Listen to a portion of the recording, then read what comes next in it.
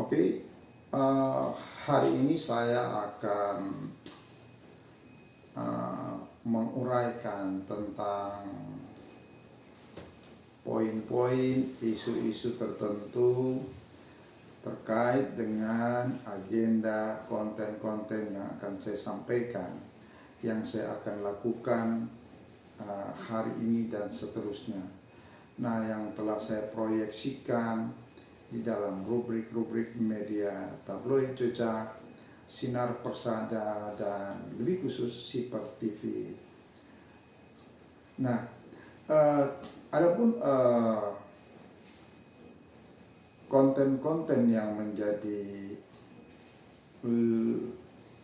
berita utama itu sekarang ini yang saya agendakan sangat berhubungan dengan peristiwa apa yang saya alami terkait saya sebagai wartawan maupun aktivis kemanusiaan, di mana yang saya alami adalah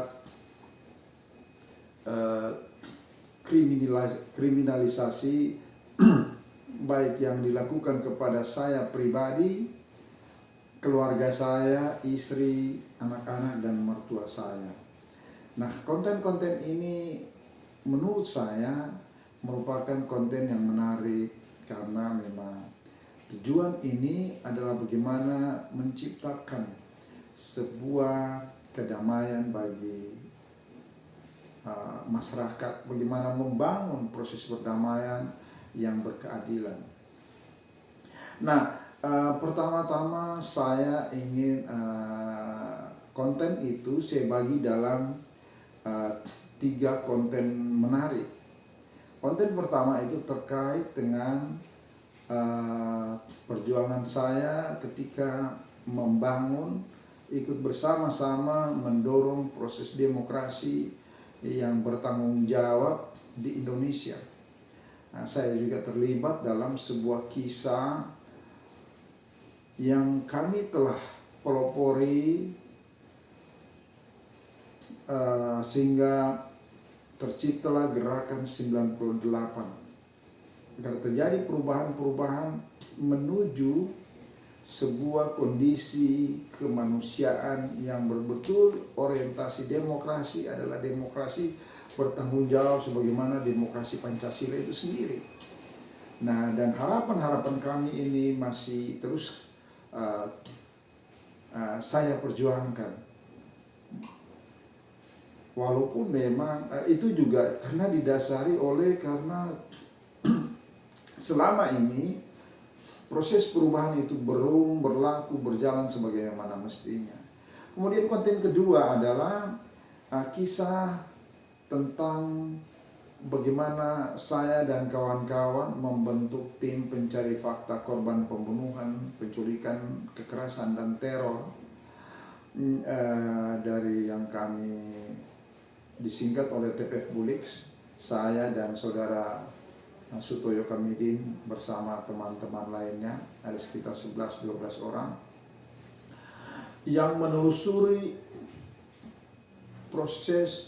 menelusuri pembunuhan Dr. Insinyur Odimanus MST secara biadab, seorang ahli perikanan, wakil kepala dinas perikanan dan kelautan Sulawesi Utara, yang hampir tidak memperoleh perhatian baik oleh pemerintah, pihak keamanan, maupun institusi hukum ketika itu.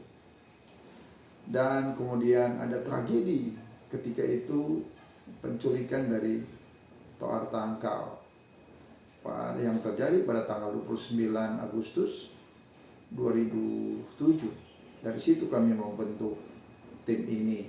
Nah, ini merupakan konten menarik yang kemudian saya mengalami kriminalisasi oleh mafia hukum yang terus bergerak untuk membungkam gerakan saya dan teman-teman dan melakukan kriminalisasi terhadap saya hingga anak-anak saya yang masih kecil-kecil. Dan saya harus mengalami penculikan, pemenjaraan, dan berbagai teror yang keluarga, anak-anak saya alami. Nah, kisah ini menjadi sangat menarik. Ketika saya kemudian di penjara, saya berpikir perlu melakukan penelusuran terkait dengan kejahatan-kejahatan yang terjadi di dalam penjara. Itu disebabkan oleh apa? Saya kemudian menelusuri lorong demi lorong, kamar demi kamar, tempat demi tempat berkumpulnya para orang-orang yang melakukan kejahatan, baik itu narkoba, pembunuhan, pencurian, penipuan, korupsi dan sebagainya.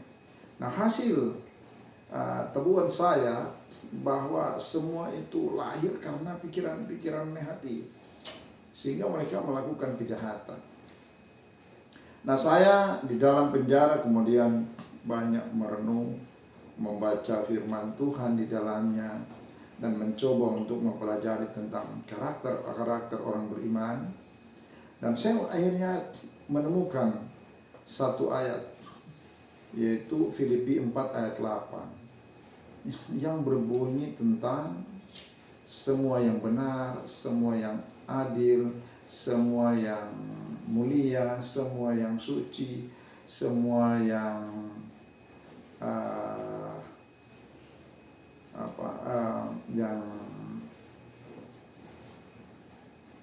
yang bijak dan patut dipuji, itu dinyatakan, pikirkanlah itu.